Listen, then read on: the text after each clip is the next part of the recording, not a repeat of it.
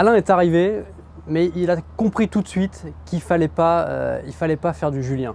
Je suis arrivé en tant que coach, donc déjà j'étais content parce que c'est vrai que Julien m'a donné un peu les rênes de l'équipe. Alain Aboul en tant que coach, comment dire? Alain, c'est l'entraîneur entre guillemets humain. Donc c'est un autre style d'entraîneur qui était plus sur le relationnel avec les joueurs, très fin psychologue. Ça n'a pas été le grand coach du JEH. Lorsque j'ai repris l'équipe, c'était la première année qu'on changeait de championnat. On a basculé du championnat loisir à un championnat supporter. C'était une année de transition, il y a plein de joueurs qui étaient partis, il y en a plein qui sont venus aussi. Il a fait aussi avec les moyens et les joueurs qu'il avait. C'était quand même super sérieux.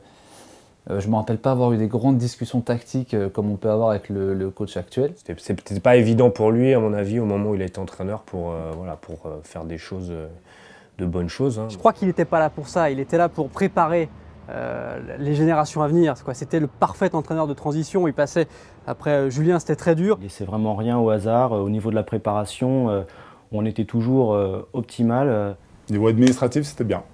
Il tenait tout, il envoyait les mails, il faisait tout, on était convoqués en temps et en heure. C'était plus, voilà, on va permettre à tout le monde de se réunir, de créer l'équipe en elle-même, la vraie osmose. Et nous, c'est une période pour nous qui est charnière quand même. On n'a pas eu de titre à ce moment-là, mais sans lui, peut-être qu'aujourd'hui, le club ne serait pas remonté si haut. Ça a été les premières années où une vraie cohésion s'est faite au sein du JEH. Très bon coach, un peu fébrile dans ses décisions et tactiquement plutôt un peu bizarre, mais bon, c'est pas très grave. Là où Julien était très bon, on dit en tant qu'entraîneur technicien et peut-être un petit peu moins du côté humain, Alain c'était un peu plus l'inverse. C'est-à-dire Alain c'était quelqu'un qui était extrêmement porté sur comment les gens jouent entre eux. J'ai l'impression qu'il y avait une grande maîtrise tactique. Et le côté technique du football, Alain l'a un petit peu moins, cette vision du jeu, tout ça. Disons que c'était plus au feeling que Alain faisait jouer les gens. Je comprends pas pourquoi les dirigeants s'en sont séparés. La naissance d'un groupe, ça fait à partir de ce moment-là. Ouais. C'était vraiment la meilleure transition qu'on pouvait rêver. Et nous, on lui tire notre chapeau parce qu'il a fait vraiment un super travail. Et ça s'est pas vu sur le coup.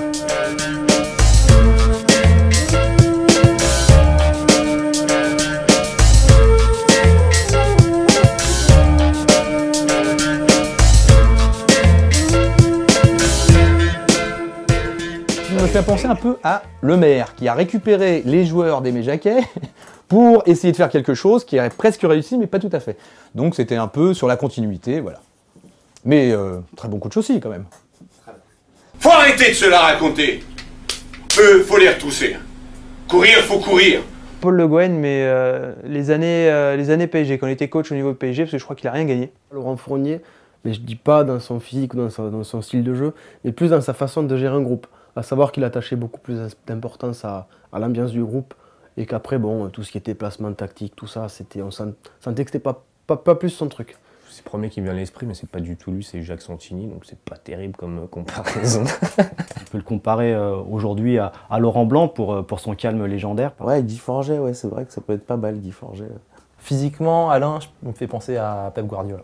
Pour la bogossitude, on va dire Mourinho. Il y a un truc dans le style, la prestance, le calme, les bras croisés, je sais pas, ça, le nez peut-être.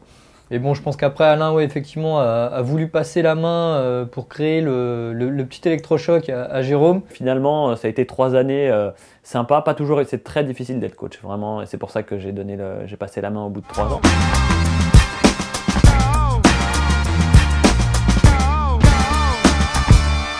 J'avais envie humainement de me dire, tiens, ce groupe-là, il est bien, il est bon, on commence à bien se marier ensemble. Est-ce que, du fait que j'ai une bonne sensibilité avec les gens, est-ce que je peux amener un petit peu plus sur le plan ambiance du groupe en plus? Jérôme, c'est un petit peu un condensé de Julien et d'Alain. Lui, il est plus dans l'affectif, hein. C'est la faconde du sud de Montpellier, hein, sans les travers de Nicolin. On avait eu 2 entraîneurs très différents et finalement là on avait un petit peu un mix des deux. Un peu dans le même style qu'Alain, un poil plus nerveux, on va dire. On s'est pris quelques douches froides à mi-temps de certains matchs. Mais bon, l'avantage qu'il a par rapport aux 2 autres, c'est qu'il joue pas. Mais je pense que je me serais pas, même si je ne m'étais pas blessé au niveau du genou, je pense que j'aurais posé ma candidature auprès de la direction pour être coach du JEH.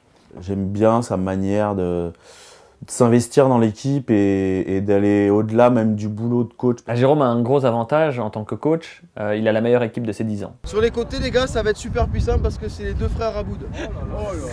Donc les gars, je vous cache pas que si vous préférez jouer que dans l'axe, vous jouez que dans l'axe. Jérôme a su créer, je sais pas, une effervescence dans ce groupe entre les anciens, les mi-anciens et donc cette nouvelle génération. C'est vraiment un meneur d'hommes. Et il prend vraiment son rôle à cœur et c'est plus facile pour les joueurs aussi. C'est entre le rentre-dedans sans vouloir froisser les gens et essayer d'être un peu amical aussi. Donc c'est un bon coach.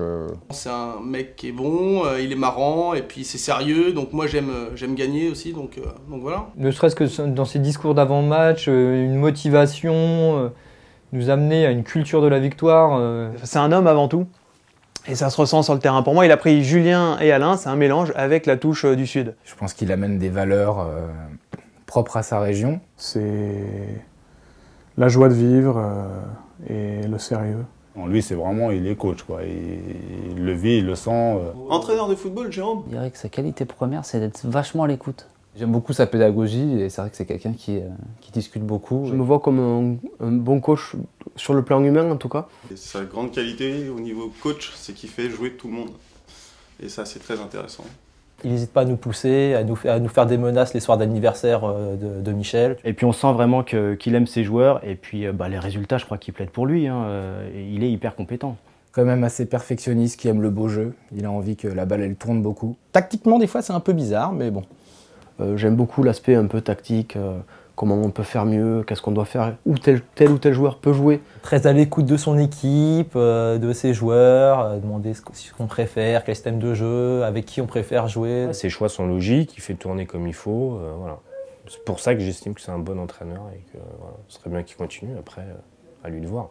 Non, c'est un subtil mélange de compétences qui font que c'est un entraîneur que j'apprécie énormément. J'aime bien toutes ces expressions. Je sais pas où il a appris à parler français, mais les mots qu'il trouve pour des expressions que j'avais jamais entendues auparavant. Je pense qu'il est fait pour être coach, c'est son truc. Je pense qu'il pourrait faire ça, s'il voulait faire une reconversion, il pourrait faire ça.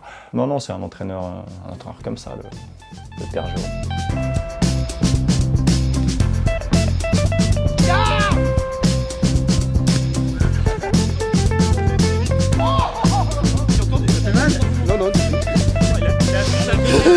Alors Jim me fait penser à qui comme coach? À Didier Deschamps. À la Dèche parce que bon, il y a le côté sudiste avec son petit accent et puis aussi, bon d'accord, il garde son même schéma tactique et puis il joue pour gagner quoi. Il a un accent moins prononcé que celui de Deschamps, donc c'est vrai que le dialogue passe beaucoup mieux entre nous que si c'était avec Didier Deschamps. Mourinho peut-être dans son côté tactique. Toujours à chercher les petits défauts et à l'améliorer. Un mini Ferguson, quoi. C'est un peu le Christian Gourcuff du lundi soir. Didier Deschamps, parce que pas la coupe de cheveux, mais aussi bien tactiquement que techniquement, voilà, ils se ressemblent beaucoup. Jürgen Klinsmann. Ouais, Jürgen Klinsmann à la belle période d'Allemagne, Allemagne 2006.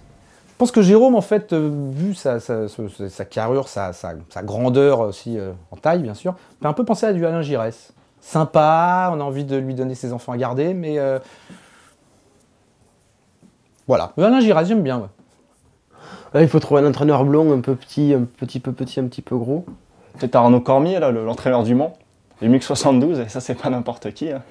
Bah ouais, si, il me fait penser à Trapattoni. Hein. Ah, j'ai un côté vachement expansif.